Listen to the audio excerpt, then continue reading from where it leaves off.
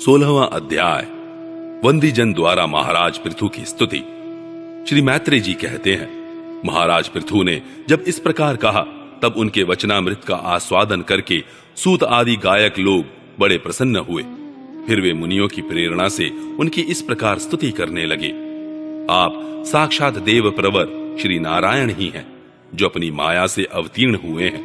हम आपकी महिमा का वर्णन करने में समर्थ नहीं हैं।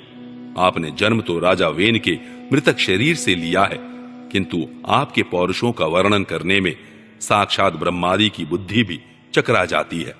तथापि आपके कथामृत के आस्वादन में आदर बुद्धि रखकर मुनियों के उपदेश के अनुसार उन्हीं की प्रेरणा से हम आपके परम प्रशंसनीय कर्मों का कुछ विस्तार करना चाहते हैं।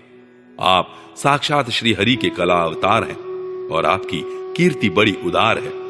ये धर्मधारियों में श्रेष्ठ महाराज पृथु लोक को धर्म में प्रवृत्त करके धर्म मर्यादा की रक्षा करेंगे तथा उसके विरोधियों को दंड देंगे। ये अकेले ही समय समय पर प्रजा के पालन पोषण और अनुरंजन आदि कार्य के अनुसार अपने शरीर में भिन्न भिन्न लोकपालों की मूर्ति को धारण करेंगे तथा यज्ञ आदि के प्रचार द्वारा स्वर्गलोक और वृष्टि की व्यवस्था द्वारा भूलोक दोनों का ही हित साधन करेंगे। ये सूर्य के समान अलौकिक महिमान्वित प्रतापवान और समदर्शी होंगे। जिस प्रकार सूर्य देवता 8 महीने तपते रहकर जल खींचते हैं और वर्षा ऋतु में उसे उड़ेल देते हैं, उसी प्रकार ये कर आदि के द्वारा कभी धन संचय करेंगे और कभी उसका प्रजा के हित के लिए व्यय कर डालेंगे। ये बड़े दयालु होंगे। यदि कभी कोई दीन पुरुष इनके मस्तक पर पैर भी रख देगा तो भी ये पृथ्वी के समान उसके इस अनुचित व्यवहार को सदा सहन करेंगे।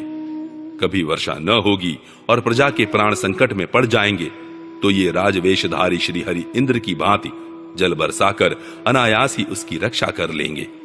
ये अपने अमृतमय मुख चंद्र की मनोहर मुस्कान और प्रेम भरी चितवन से संपूर्ण लोकों को आनंद मग्न कर देंगे। इनकी गति को कोई समझ न सकेगा। इनके कार्य भी गुप्त होंगे तथा उन्हें संपन्न करने का ढंग भी बहुत गंभीर होगा। इनका धन सदा सुरक्षित रहेगा। ये अनंत महात्मय और गुणों के एकमात्र आश्रय होंगे। इस प्रकार मनस्वी पृथु साक्षात वरुण के ही समान होंगे। महाराज पृथु वेन रूप अरणि के मंथन से प्रकट हुए अग्नि के समान है। शत्रुओं के लिए ये अत्यंत दूरदर्श और दुस्सह होंगे। ये उनके समीप रहने पर भी सेनादि से सुरक्षित रहने के कारण बहुत दूर रहने वाले से होंगे। शत्रु कभी इन्हें हरा न सकेंगे। जिस प्रकार प्राणियों के भीतर रहने वाला प्राण रूप सूत्रात्मा शरीर के भीतर बाहर के समस्त व्यापारों को देखते रहने पर भी उदासीन रहता है, उसी प्रकार ये गुप्तचरों के द्वारा प्राणियों के गुप्त और प्रकट सभी प्रकार के व्यापार देखते हुए भी अपनी निंदा और स्तुति आदि के प्रति उदासीनवत रहेंगे। ये धर्म मार्ग में स्थित रहकर अपने शत्रु के पुत्र को भी दंडनीय न होने पर कोई दंड न देंगे और दंडनीय होने पर तो अपने पुत्र को भी दंड देंगे। भगवान सूर्य मानसोत्तर पर्वत तक जितने प्रदेश को अपनी किरणों से प्रकाशित करते हैं, उस संपूर्ण क्षेत्र में इनका निष्कंटक राज्य होगा। ये अपने कार्यों से सब लोगों को सुख पहुंचाएंगे, उनका रंजन करेंगे। इससे उन मनोरंजनात्मक व्यापारों के कारण प्रजा इन्हें राजा कहेगी। ये बड़े दृढ़ संकल्प, सत्य प्रतिज्ञ, ब्राह्मण भक्त, वृद्धों की सेवा करने वाले, शरणागत वत्सल, सब प्राणियों को मान देने वाले और दीनों पर दया करने वाले होंगे। ये परस्त्री में माता के समान भक्ति रखेंगे, पत्नी को अपने आधे अंग के समान मानेंगे, प्रजा पर पिता के समान प्रेम रखेंगे और ब्रह्मवादियों के सेवक होंगे।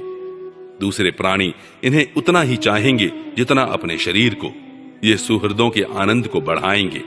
ये सर्वदा वैराग्यवान पुरुषों से विशेष प्रेम करेंगे और दुष्टों को दंडपाणी यमराज के समान सदा दंड देने के लिए उद्यत रहेंगे।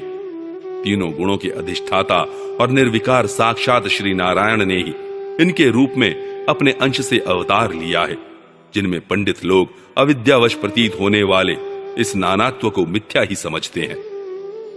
ये अद्वितीय वीर और एक छत्र सम्राट होकर अकेले ही उदयाचल पर्यंत समस्त भूमंडल की रक्षा करेंगे तथा अपने जयशील रथ पर चढ़कर धनुष हाथ में लिए सूर्य के समान सर्वत्र प्रदक्षिणा करेंगे। उस समय जहां तहां सभी लोकपाल और पृथ्वीपाल इन्हें भेंटे समर्पण करेंगे, उनकी स्त्रियां इनका गुणगान करेंगी और इन आदिराज को साक्षात श्री हरि ही समझेंगी। ये प्रजापालक राजाधिराज होकर प्रजा के जीवन निर्वाह के लिए गोरूप धारिणी पृथ्वी का दोहन करेंगे और इंद्र के समान अपने धनुष के कोनों से बातों की बात में पर्वतों को तोड़ फोड़ कर पृथ्वी को समतल कर देंगे। रणभूमि में कोई भी इनका वेग नहीं सह सकेगा। जिस समय ये जंगल में पूंछ उठाकर विचरते हुए सिंह के समान अपने आजगव धनुष का टंकार करते हुए भूमंडल में विचरेंगे, उस समय सभी दुष्टजन इधर उधर छिप जाएंगे। ये सरस्वती के उद्गम स्थान पर 100 अश्वमेध यज्ञ करेंगे। तब अंतिम यज्ञानुष्ठान के समय इंद्र इनके घोड़े को हर कर ले जाएंगे। अपने महल के बगीचे में इनकी एक बार भगवान सनत कुमार से भेंट होगी। अकेले उनकी भक्ति पूर्वक सेवा करके ये उस निर्मल ज्ञान को प्राप्त करेंगे जिससे परब्रह्म की प्राप्ति होती है। इस प्रकार जब इनके पराक्रम जनता के सामने आ जाएंगे, तब ये परम पराक्रमी महाराज जहां तहां अपने चरित्र की ही चर्चा सुनेंगे। इनकी आज्ञा का विरोध कोई भी न कर सकेगा तथा ये सारी दिशाओं को जीतकर और अपने तेज से प्रजा के क्लेश रूप कांटे को निकालकर संपूर्ण भूमंडल के शासक होंगे।